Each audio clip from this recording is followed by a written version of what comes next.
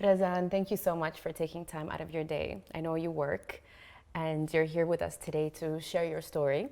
Thank you so much for having me. Honestly, I haven't shared the story with anyone, so it kind of means a lot. It's such a pleasure. I mean, I remember, first of all, you're 26. You know, for me as a 35-year-old, looking back at when I was your age and doing what you're doing is just amazing, because I don't remember I had anything, you know, to think about.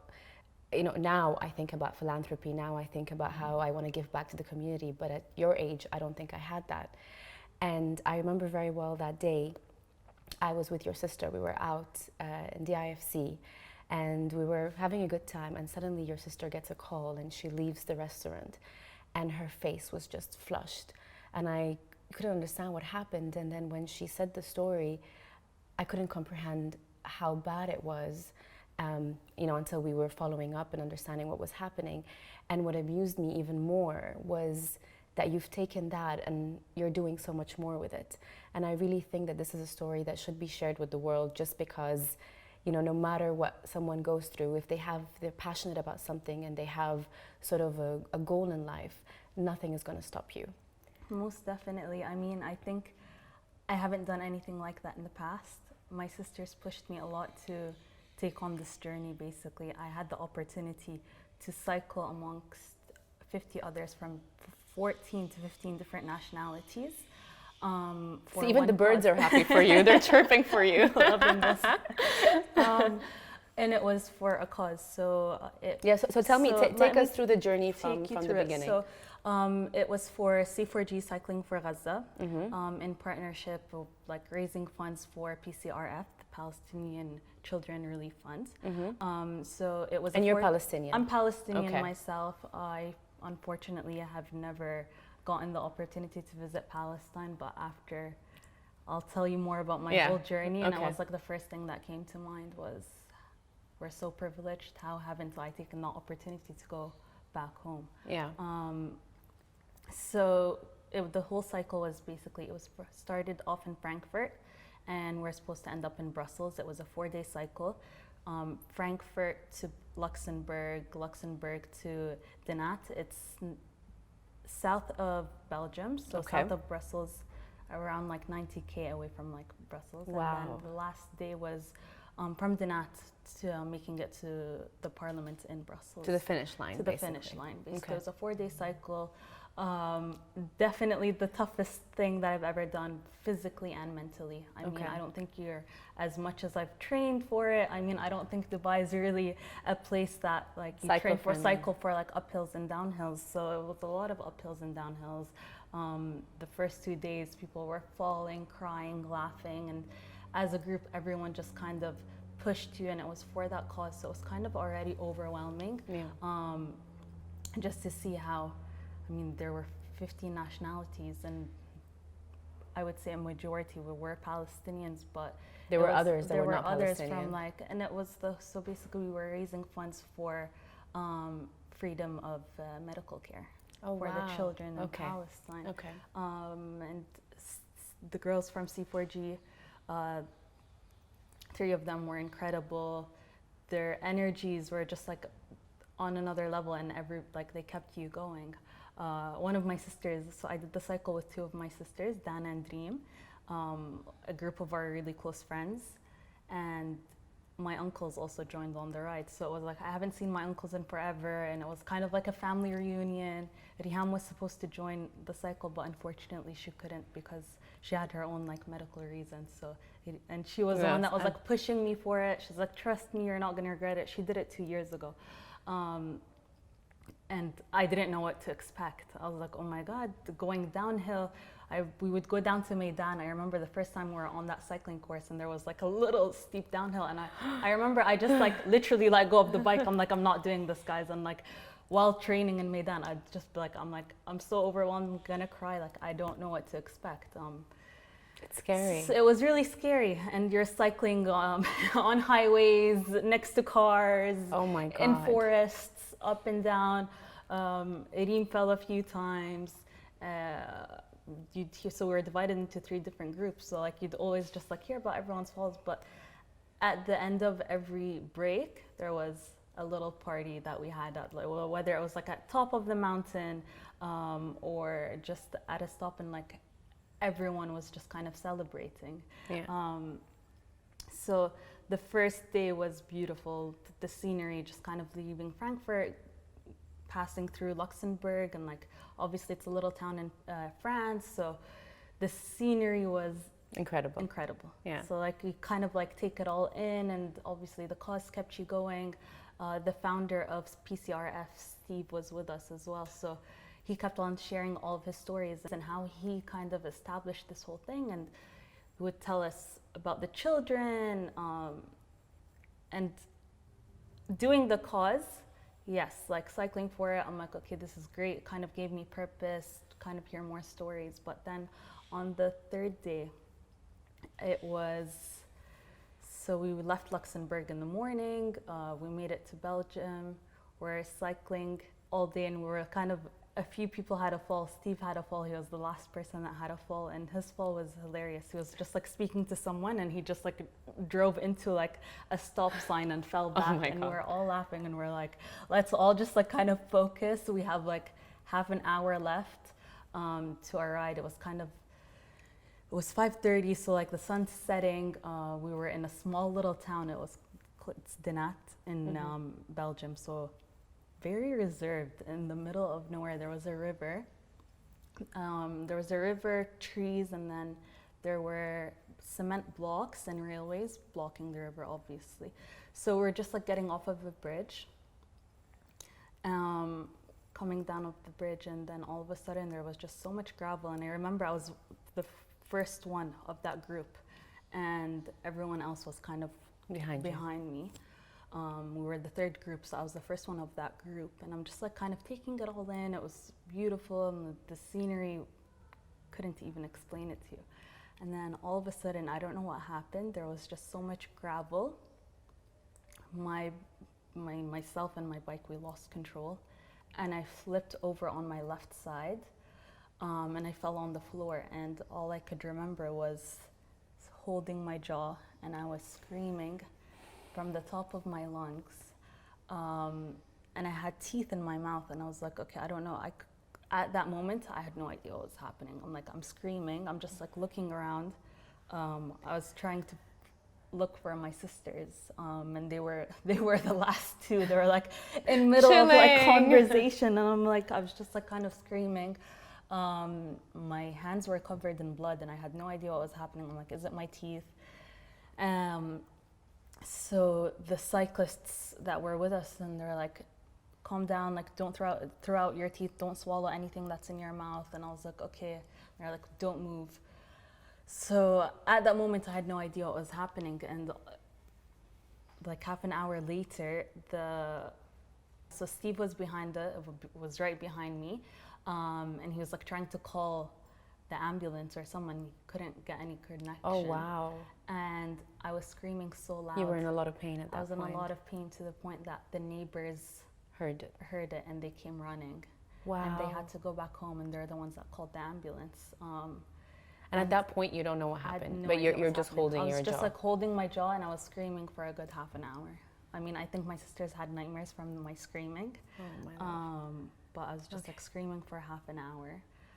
I had no idea what was happening. So luckily, from the first group, there was a trauma surgeon with us. Wow. So he came, he made it, he was like went already back. in the hotel. He came back, he came to me, and he was like kind of like going through the whole procedures. Can you speak? Do you know where you are? Can you like point out 3 familiar faces around you? And I couldn't speak, so I was just like speaking with my eyes.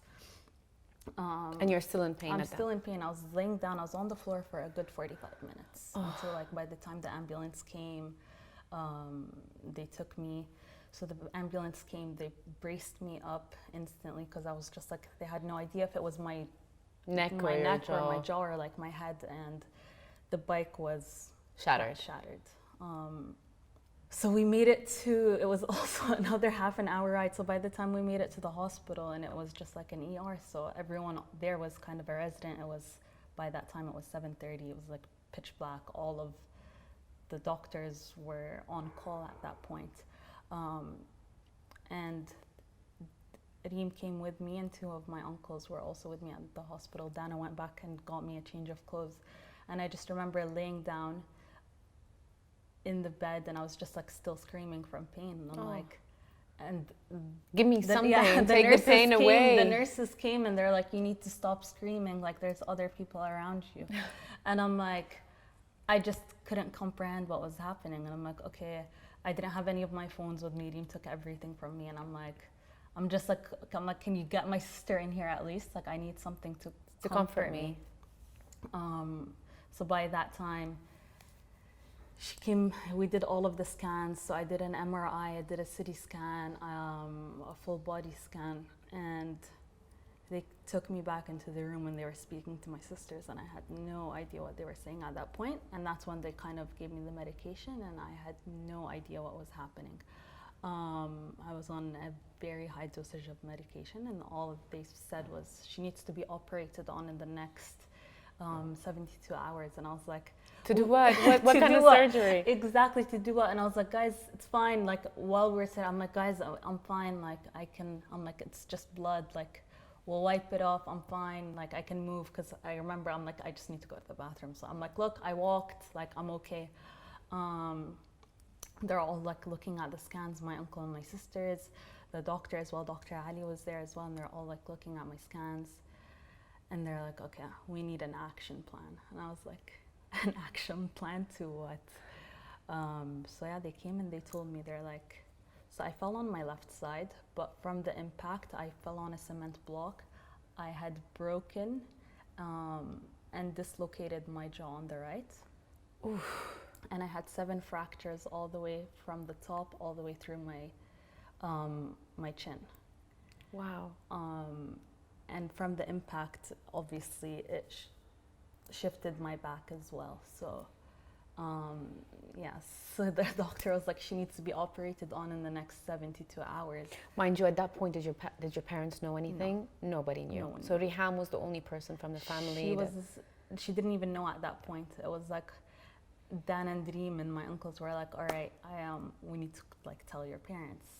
My mom at that was in the States because my aunt was going through her own kind of thing. She had a very heavy surgery coming up.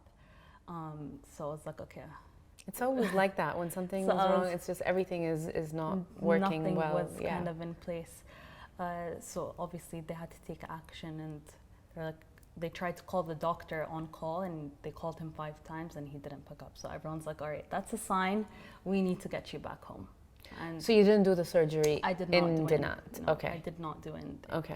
So they're like, okay, that's kind of the doctor on call wasn't picking up, and they're like, all right, that's a sign. If a doctor's not answering when like emergency, it's like quite critical. So I was like, okay, I had no idea. It was like, I didn't know what it meant at that time for like.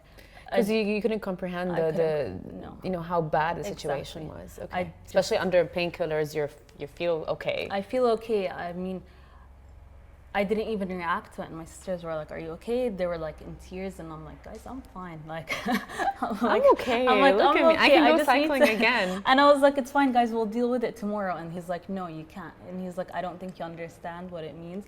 He's like, you have 4 crowns that are exposed, and when you look at the scan, it's basically my upper half and my lower half are completely shifted. So yeah, they took the scans, they sent it to my sister. So Dana had to call Riham, and Riham was out at that time, and with me. She was out with you, and I could just hear Riham like screaming, and she's like, "Who is it? Like, what happened?" She's like, "Razan fell, but she's fine, but we need to tell Dad." And it was around 12:30 a.m. Dubai time. So obviously, the minute my dad's phone rang, he knew it. Something's not right. It's like, you guys usually text us. He's like, you wouldn't really pick up the phone, especially like at 12:30. Like, we're kind of mindful of that.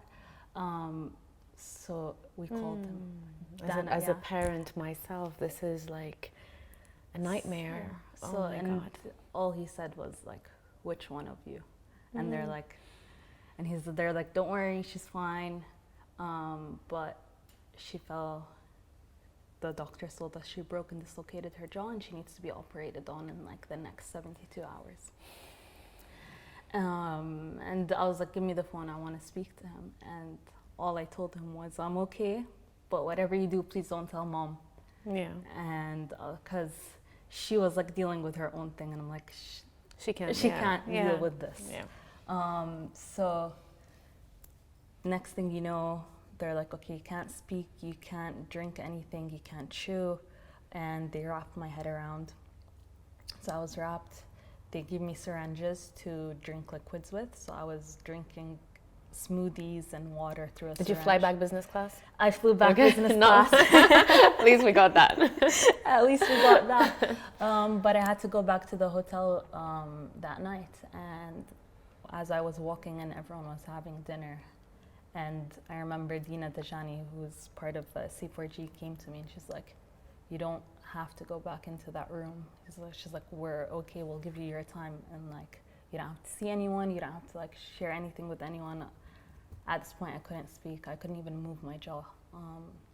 So I was like, no, I'm gonna go in. Like, I'm like speaking on notes with my sisters. I'm like, I'm gonna But you go were not in. in pain at that point anymore because of you're so heavily drugged. Yeah, so I was heavily drugged. So I was like, okay, so I went back. They whipped me a smoothie and I was like, everyone, honestly, if it wasn't for their strength and bravery, I honestly wouldn't think I would have made it or recovered this quickly. So this was 5 months ago, and I just like saw my doctor 2 days ago, and he's like, you've recovered. he's like, I can't believe it. He's like, you're fully recovered. But yeah, I mean, I don't see anything. I mean, you do have a scar. Yeah, Can I see it? Of course. It's just all the way from the back here, all the way down here. And the recovery was painful? The recovery was painful.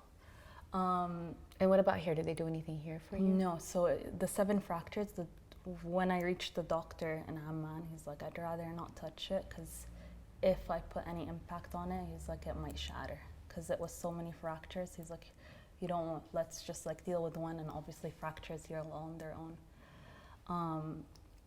So that night, obviously it was like team effort between everyone at home. Ruba, my sister, changed our flights instantly the next day. My sisters flew back with me. My uncles didn't finish the ride. They went back home the next day. And I was like, I really want to finish the ride. And they're like, shut up. Everyone's like, stop it. They're like, you can't even. They're like, just go home and like, let's deal with this. It was just kind of, I felt like I took a leap of faith, but I didn't finish it. And I was like, kind of like putting that pressure on myself. And I'm like, no, I want to finish it. So we drove to Brussels, got on the plane, came to Dubai, and we were at that point, my family still hasn't decided if I was going to do the operation in Dubai or in Jordan. Obviously doing it in Jordan meant I would have to like kind of basically recover on my own. I didn't have family there. I have my uncles and my aunt there, but none of my sisters and like my dad.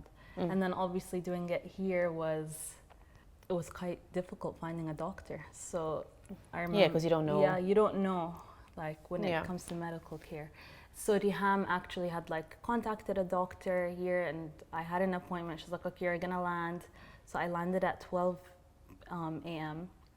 She's like, next morning we'll go to the doctor. But luckily, like when I was on the plane, the doctor called her and he's like, it's too complicated of an operation. He's like, let her go to Amman. Let her go to like another specialist. He's like, it's too risky. I was like, okay, so. Too risky? What are the risks involved? What risks are we talking about? I'll tell you about it now. Okay. Sorry, I'm like, what's happening? What's gonna happen? So landed at 12 a.m. Quickly like changed my luggage. My sisters did it all for me. Next thing you know, I was on the flight at 5 a.m. to Jordan with my dad and my 2 sisters. With all of that and your own flight. Yeah, I mean, I was just like, I remember I walked in. Well, I landed and my sister and her husband picked me up. Ruba Mahmoud, my brother Ibrahim and Zaina came and picked me up, and I was on a wheelchair, and they were just like shocked. They're like, and I just didn't have a reaction. I was wrapped around, and obviously, you know how it is. Everyone's like kind of looking at you. They're like, "What happened?" Yeah. Everyone's just kind of like silent. No one knew what was gonna happen. No one really knew the extent of it or like the recovery time. It's unheard of to break your jaw. Yeah, yeah. It's really unheard of. So instantly got on the flight to Amman. From the airport, went straight to the doctor, and luckily, great doctor. I owe him my life, Dr. Muhammad, and he had already seen and revised all of my scans. He'd seen it all, and he just like walked in. He's like, "You look amazing." He's like, "Don't worry." He's like, "In 2 days." He's like, "Get on antibiotics." He's like, "In 2 days." He's like, "Put this cream." I had, because of the fall on my left eye, I had like my skin was basically scabbed, and it was like kind of deep. So I was like, oh, look at that, like, mashallah, it's I was like, how am I gonna deal with this? I'm like, yeah, I mean, as a woman as well, like vanity, well, I know I know it's not the right time to talk about that, but it's I was like, your face, my face, and I was like, oh my god, I'm just gonna have like scars, and it was like literally like the rest of my life. I'm like, what am I gonna do with this? So I'm just like thinking, I'm like, okay. So he gave me the cream. He's like, put it as much as, he's like, literally drink this. And I was like, okay. He's like, you have nothing to worry about. 2 days later, go to the hospital. They're getting me prepped. And he walks in and he's like, I'm going into the most difficult operation I've ever done in my whole entire life. Wow. I hadn't reacted that whole time. And then when I heard that, I was like, I just like looked at him and I just started crying. I was like, what do you mean? He's like, I've done 2,000 operations. He's like, you're number 2,000. And he's like, I'm going in as like a competition within myself. I was like, great. I'm like, this is not what I want to hear right before my operation. And I had no idea like what that even meant. I just remember they're moving me into the OR, to the operation room, and he had all of the nurses lined up, and he's like, if any of you can't take this, or if any of you is gonna mess this up, then leave right now. As I was like, that was the last thing I heard before you go under. I was like going under. I was like, oh my god. I'm like, I don't know if I should be hearing this right now. So I wake up. How many hours was this? It was 2 hours. Okay. It's like around 2 hours. So 2 hours later, I wake up. Obviously, by the time like they brought me downstairs, I couldn't even open my mouth, and I was like trying, and I'm like, oh my god, what's happening to me? He had screwed my gums together. Screwed your gums together? Yeah. So it was like basically like a doorknob screw. I had 6 screws, so I had 2 at the top and 2 at the bottom, shutting my gums together.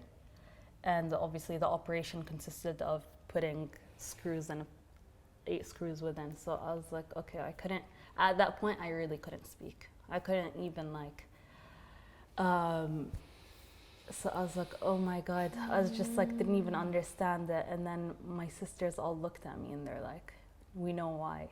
He said it was the toughest operation. I was like, why? He's like, your break was all the way from like basically my skull all the way down. And he's like, you were like 1 millimeter away from your 7th nerve, which is obviously responsible for like the half of it. And that's why no one knew except for my dad. Yeah, habibi. No one knew except me. He didn't even tell my mom. He didn't tell anyone.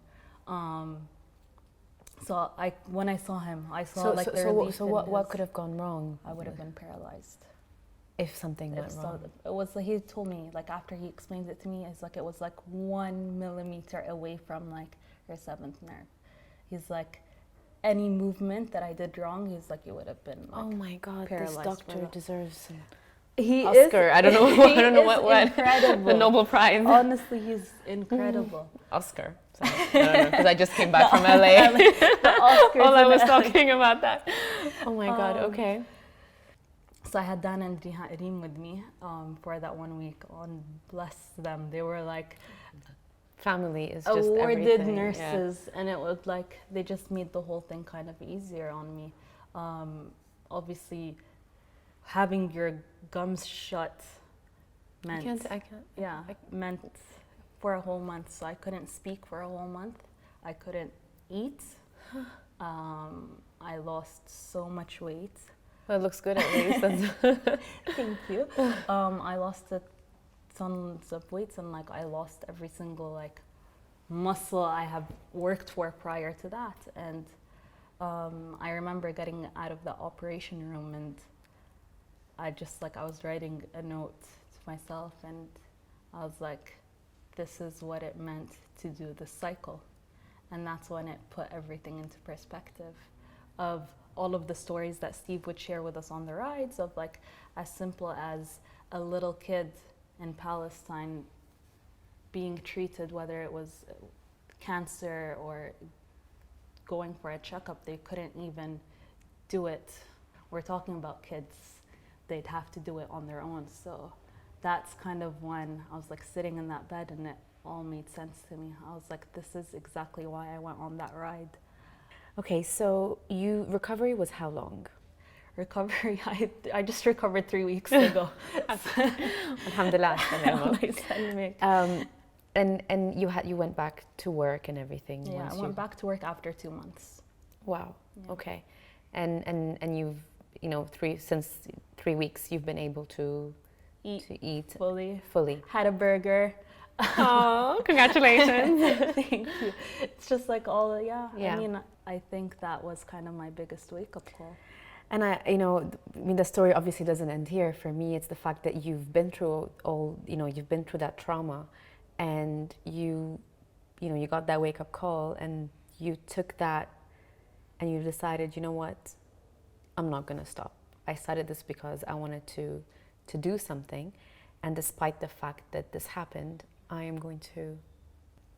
So I'm going to continue, definitely. I mean, I would never go on a bicycle again if this happens to me. I wouldn't even want to see it from like 5 meters away. No, I mean, it doesn't end here for me. I signed up to do my 4 days in 4 different countries, like whatever that means. I mean, it doesn't have to be in Europe. And I'm just like speaking to Steve from PCRF and the girls that was cycling for Gaza, and I want to raise awareness to all of these kids in need. And we are extremely lucky and blessed that we have the means that we have, and I felt like it's my purpose to raise awareness for the less fortunate all around us, all over the world. So currently planning to do a cycle for my last day. So hopefully it's going to be in Dubai. Okay. With the hopes of like raising funds for an upcoming cause with PCRF. Obviously the cycle that we just did was freedom to access medical care, and hopefully it's going to be along those lines. Okay. So, and besides cycling, is there anything that you want to do to be able to raise awareness or to raise funds for this cause? It's kind of like an ongoing thing as well. I feel like it doesn't end there. I mean, we're grateful. It doesn't take much for us. Like 100 dirhams might mean covering a whole trip from like, whether it's like Gaza to Ramallah to kind of go to the doctors. So it's kind of ongoing for me. I definitely want to keep on doing things, raising awareness. It's just like the minute you hear of the cause, instantly that we're humans at the end of the day, everyone just kind of wants to support. I'm so proud. As a woman, I'm so proud of you. And it's amazing that I've got the chance to sit with you, because you hear these stories, on podcasts or on the news, and being there witnessing, being so close to your family member, and seeing that emotion and put life into different perspective for me. And you're like a role model. Thank you. Who's 10 years younger, which is amazing. Thank you so much. Honestly, I think everyone has it within them. I couldn't have done it without the strength and like that everyone has instilled in me from all over, whether it was the C4G crowd, recovering on my own. So I had to stay in Amman for 3 weeks without like my family. I was at my aunt's, and just kind of like go through it on my own. Yeah. And it's ironic, but that's kind of the whole purpose of why I cycled, was they have to go on their things on their own, and it was I had to go on it on my own. As I don't know why it was me, and like I never really questioned that, but it happened. It happened, and you accepted it. Exactly, I definitely accepted it, and it took a lot of mental strength. There were times where I couldn't even get out of bed and go down the stairs, and like at that point I remember I was just like, I looked at my sisters and like I just started crying. I'm like, I can't even go down the stairs. So yeah, and that was kind of, that part was extremely difficult. Of course, like I mean, we're not hearing the nitty-gritty details of what, but I can imagine every single day you'd wake up and say, thank God I'm alive, but yet I am, I won't say incompetent, but I can't control I have no control over my body. And for your father and mother, I can only imagine. But Razan, thank you so much. Thank you so much. And I'm so excited. Please let us know when you do the cycle. I will, and definitely. I don't promise you that I'll cycle with you, but I'll definitely be there to help you raise awareness. Thank you so much. Thank you. I appreciate it. Love you. Thank you. Love you more. Oh.